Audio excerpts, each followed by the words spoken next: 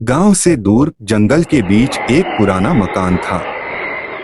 लोग कहते थे वहां कोई नहीं रहता, लेकिन हर रात वहां सांसें सुनाई देती थीं। राघव, जो शहर से आया था, इन बातों पर हंसता था।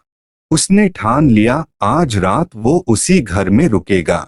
जैसे ही सूरज डूबा, वो उस मकान में दाखिल हुआ। दरवाजा खुद ब खुद बंद हो गया। अंदर धूल जमी थी, दीवारों पर अजीब निशान, और बीच में एक कमरा जिसका दरवाजा थोड़ा खुला था। राघव ने जैसे ही उस कमरे में कदम रखा, उसे लगा जैसे कोई उसकी पीठ के बिल्कुल पीछे खड़ा है। वो तुरंत पलटा, लेकिन वहां कोई नहीं था। अचानक धीमी धीमी सांसों की आवाज पूरे कमरे में गूंजने लगी।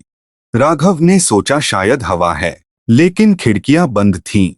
आवाज अब और पास आने लगी, जैसे कोई उसके कान के पास सांस ले रहा हो। उसका गला सूख गया। वो भागकर बाहर निकलना चाहता था, लेकिन दरवाजा गायब था। अब वो कमरे में फंस चुका था। दीवारों पर बने निशान धीरे धीरे हिलने लगे, और अचानक वो निशान चेहरे बन गए। सैकड़ों चेहरे जो उसे घूर रहे थे। हर चेहरे के मुंह से वही आवाज। राघव चीखने लगा, कौन हो तुम?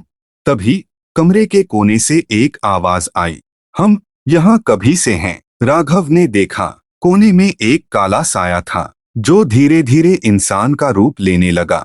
उसकी आंखें नहीं थीं, बस खाली गड्ढे, और मुंह बहुत बड़ा, जिससे लगातार सांसों की आवाज निकल रही थी। यह कमरा कभी खाली नहीं था। राघव पीछे हटने लगा, लेकिन उसके पैरों के नीचे कुछ नरम सा महसूस हुआ। उसने नीचे देखा, जमीन नहीं थी, वो लोग थे। सैकड़ों शरीर जो जमीन बन चुके थे और धीरे धीरे हिल रहे थे। अचानक उन शरीरों के हाथ बाहर निकलने लगे और राघव के पैरों को पकड़ लिया।